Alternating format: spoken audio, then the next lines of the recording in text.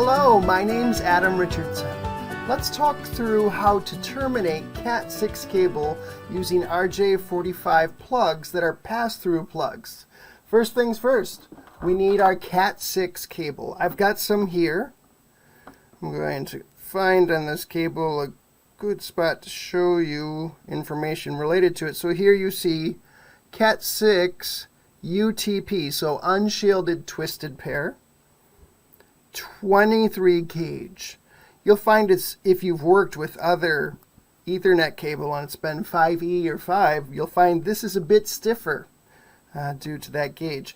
Additionally, some cables have a separator that's, let me focus the camera here. Some cameras have a separator, we'll see in a second. This one does not. So just so you know, there are differences. You might see that separator. You would just clip down to the separator if you're creating a termination. So let's strip the cable. I'm using this type of stripper. Actually, you can read it better this way. Let me tilt it just a bit. So in this case, this stripper can actually work with shielded twisted pair, unshielded twisted pair, or our RG6 coaxial cable. I have it slid so it's actually open to the CAT6 unshielded twisted pair option. So let's put some through. Just push down on this, and then once it's inserted through, I release that button. It's now in place. Don't wind more than one time around. You don't want to risk nicking the wires. So let's see here. Now, I actually pull that off. I actually stripped more than I needed to, but I wanted it to be easy to see. Now, notice we have this pull cord here. I'm going to just trim this off. And again, if you had the separator, you would have to trim that down too to the center here, but in this case, we don't have that. Now, we have to get these unwound. What can we do? Well, there are a few options. One is we have this remnant from our cut when we stripped it. We can start the end, and then you can use this to actually, you just wind around and undo this. Now that works. Some people prefer that method.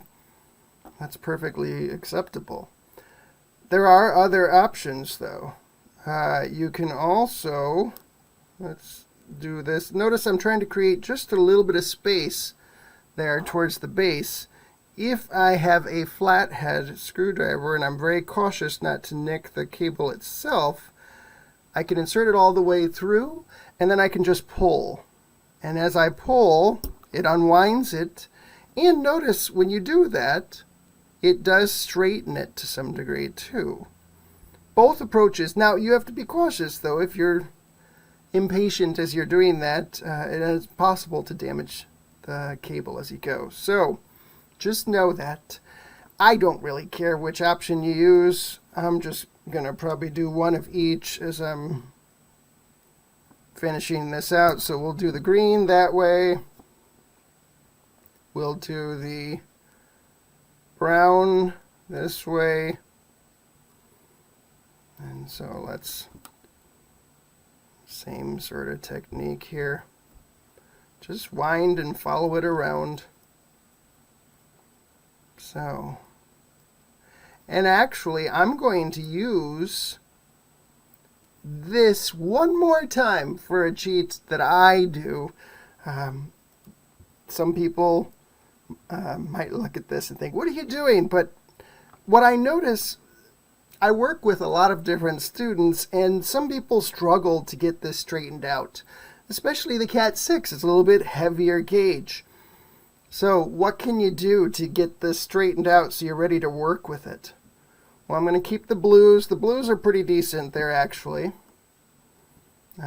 Let's see, the greens, pretty decent too. Notice I used the screwdriver technique on both these, but they also weren't wound quite as tightly. The brown and the orange, however, were. Now I'm going to show you what I do to straighten these out. I'm going to get my lineman's pliers, same pliers that I use to cut the cable, and I use the remnant here as a sheath to protect the wire, and I pull out, and it straightens that to some degree. For people who don't have as strong a grip strength or you're pressed on time, so let me bring this back. Notice that works. It can help you get it reasonably straight. You have to be cautious. You don't want to over squeeze. You could easily damage the wire if you did this the wrong way, which I've certainly done. But notice, let's do another. So one more here. Let me get my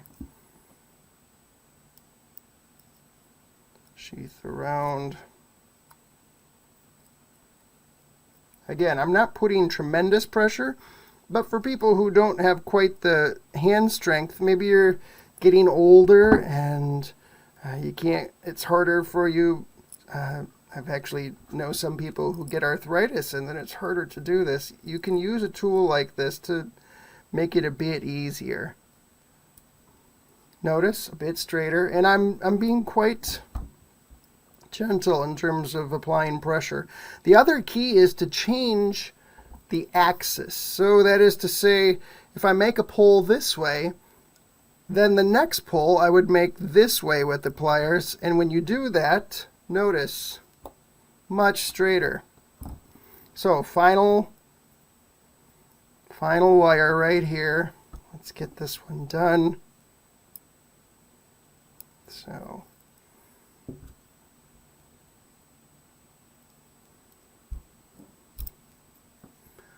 all right, we'll do one more. We'll just change the axis just slightly. And let's get this in.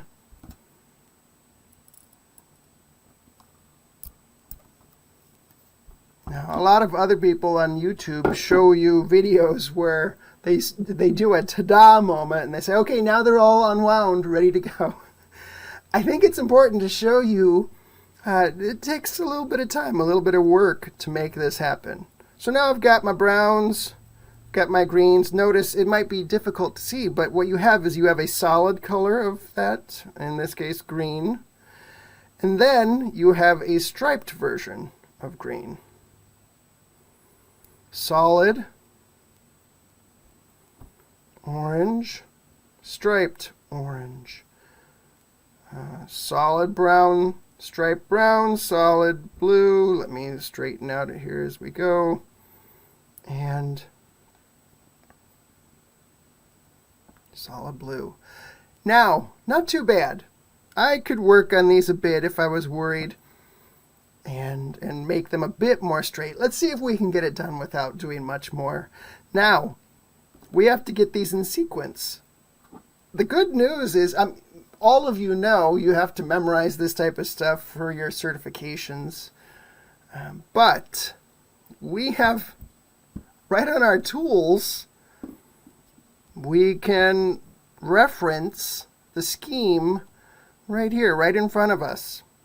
So let's look at a jack.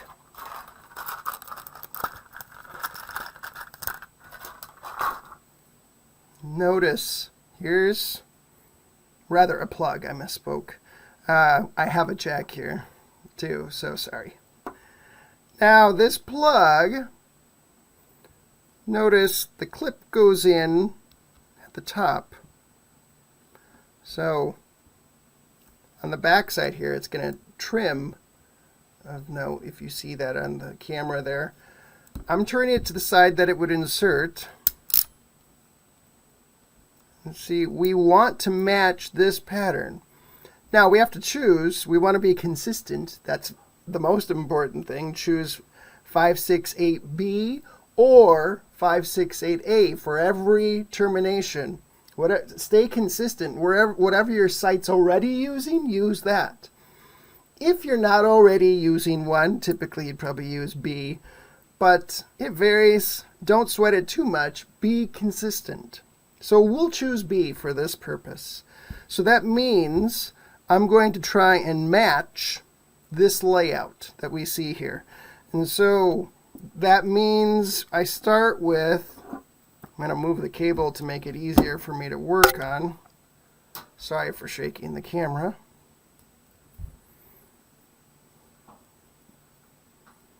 Now, brown, stripe brown, and then green, that's solid green, going under or over, whichever one seems to make for an easier path, stripe blue, solid blue. Now we bring in stripe green. Let's see if I can get that path a little bit.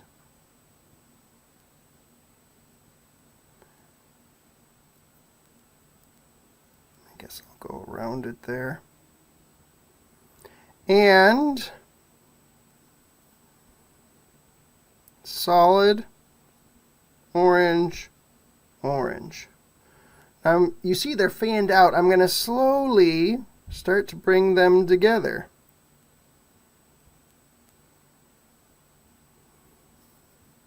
Now let's see if I did so in such a way where it still reflects the appropriate sequence. Before I do that, I'm going to straighten a little bit. My technique is to squeeze and wiggle back and forth ever so slightly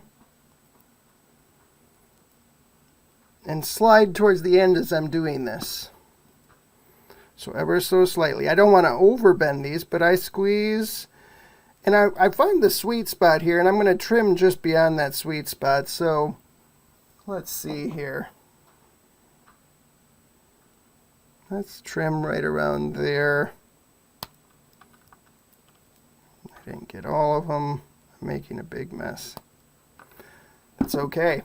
You have to make a mess before you can make something cool. So, let's check my sequence. Solid brown, stripe brown, solid green, stripe blue, solid blue, striped, just double check it here. So it looks like striped green and solid orange and striped orange. Excellent. Now I'm going to do a little bit more finessing of this. I want these to be, so again, slide my hand along. It's a heavier gauge than CAT6. So slide my hand along, slide my hand along. Now, if I were working with one of the earlier types of plugs, the older crimpers, I would have to be a little bit more cautious about the lengths. I'd have to make sure that I really get everything finessed just right. With the pass-through, I don't. So let's remind ourselves, this sequence aligns with it going in this way. So I'm going to make sure I keep that sequence, the plugs up here. Notice, I just make sure. Now, I'm probably going to have to trim these flatter here. By flatter, I mean I've got a taper there that's unacceptable. I'm going to use my lineman's pliers. I just didn't want to have to reach over so far. So let me get my lineman's pliers. Have to move some stuff. These are better. I'm going to make sure these get everything in one.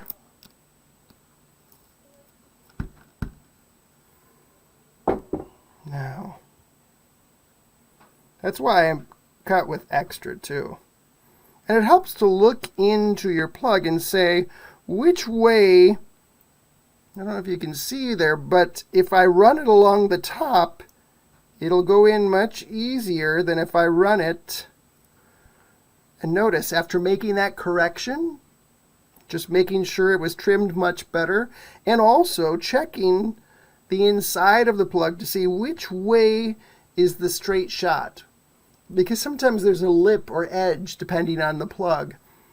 So for this particular plug, the straight shot, again, was along the top, so I leaned towards the top. Then we just get this pulled in. Now, pushed in, pulled in, you do a little bit of both. So sorry, I pulled off camera there. I can use my lineman's pliers again, and I can actually, let's do this, because this part's not going to be used. I can actually be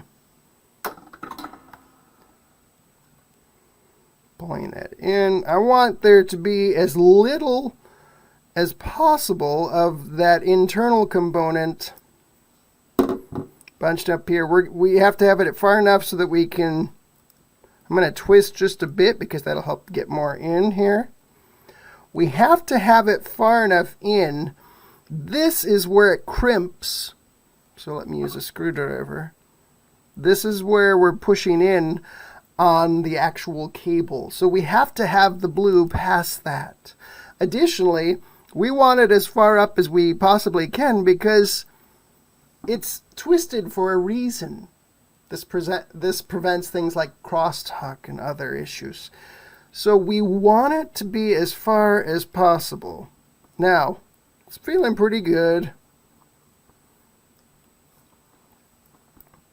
And you see, I think that's about as far as I'll get it.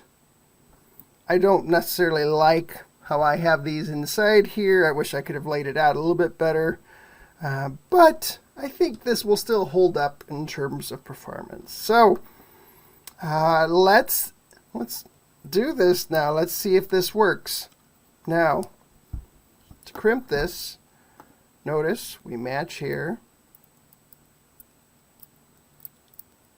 And what you can't see is on the back side, I'm hitting some of the, I'm going to make these just straight enough. They don't have to be straight for connectivity purposes. They just have to be straight enough so I can get it through the crimper.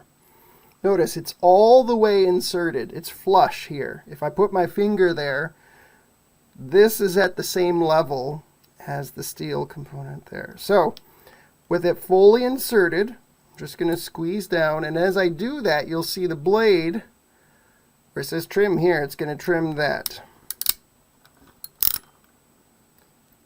The other thing about this is it's ratcheted. So the reason we use a ratchet mechanism, with every click it lets us know, hey, all right, you're on the right track. So 1, 2, 3, 4. Once I've gotten it far enough so that it releases again, I can know that I've crimped it properly using this tool. That's why we have the ratchet there. It gives us some tactile feedback. Now, I can pause this video. I'll quick connect the other end, and then we'll test it, and we'll see if I actually did this correctly, because that's part of this. Let's test and make sure we have the appropriate terminations here. So I'll see you in just a bit.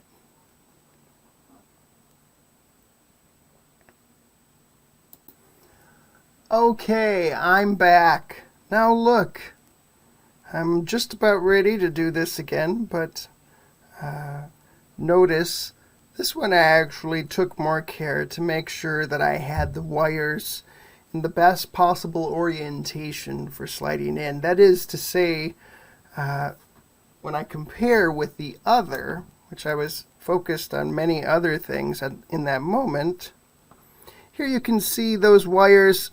I would redo, I'd probably redo those paths in that. Here, I took much more time to make sure I had a good layout of the wires so that they went in naturally into the terminal, into the plug. Let's go ahead and crimp this. See how nicely it comes right up in there. Now, again, you have to tilt it so those wires will go through. I'm going to squeeze, it's going to push down and trim and crimp at the same time. I hear all of the ratchets, all 4 steps. That tells me I did it sufficiently. Now, let's check this and see if, I consider this a sloppy job on this particular plug. I don't like that. That could lead to crosstalk. I'll probably redo it. But let's see if I at least got the connections terminated so the pins are correct. We're going to use this tool. Notice we have several different options here. It gives you a hint as to what to push, because here you see that's supposed to represent a computer network, which is what we typically have set up for use CAT6 for. So there's an input here. Let me focus that. That's kind of tight. Let's see if it can even do that. There's an input here, RJ45. Notice this also has an RJ11 input. We won't be using that. And then on the bottom, another. So what I do is I plug it in. And I plug it in at the top. Now I push this button. And notice what it's checking is it's making sure that I have the pins. There's a 1-to-1 correspondence. Pin 1 on plug 1 is the same as pin 2 on plug 2, etc. So you see the screen already disappeared. Let me. So there you go. If there was an error, it wouldn't say pass. It would present an error message, and it would blink the pins that were the troublemakers. Now, as I noted, I didn't like one of these terminations. Let's take them apart and look again. I was focused on everything else except for that, making a video. And so, this one right here, I don't like that so much. Now, what we'll do, I'm going to actually redo this connection, and this time I'm still going to use this recording, but I'm going to speed up the recording just so you can watch the steps again. I hope this helps, and hopefully now you feel like you can, using whatever techniques you prefer, you can create you can terminate CAT6 connections using RJ45 plugs that are of the pass-through nature. I prefer the pass-through much more than the older, the standard crimpers. So, thank you for watching. I'll speed up the recording to show the final termination.